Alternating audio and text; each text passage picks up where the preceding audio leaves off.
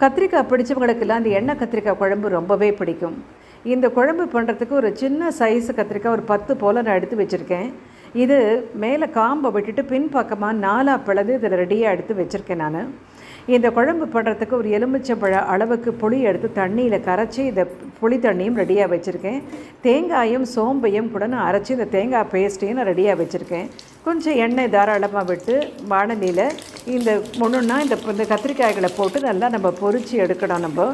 இது மிதமான தீயில பொரித்து நம்ம எல்லாத்தையும் எடுத்து தட்டில் தனியாக வைக்கணும்.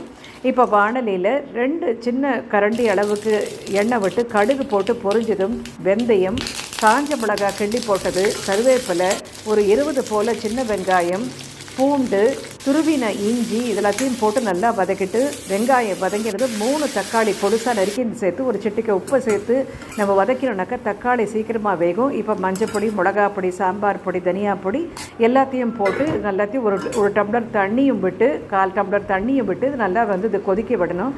இது கொதிச்சதுக்கப்புறமா நம்ம புளி தண்ணியும் சேர்த்துட்டு இந்த இதுக்கு தேவையான உப்பு அதோட வெல்லம் இதையும் சேர்த்து கொதிக்க விடணும். புளி பச்சை வாசனை போனதுக்கப்புறம் பொரிச்ச கத்திரிக்காய்களை இதில் போட்டு இந்த காய்க்குள்ளே உப்பு காரம் இறங்குற அளவுக்கு ஒரு 2 நிமிஷம் போல் கொதிக்க விட்டு கடைசியாக எடுத்து வச்சுருக்க தேங்காய் கலவையை போட்டு நம்ம கலந்து விட்டுட்டோம்னா நமக்கு குழம்பு ரெடி.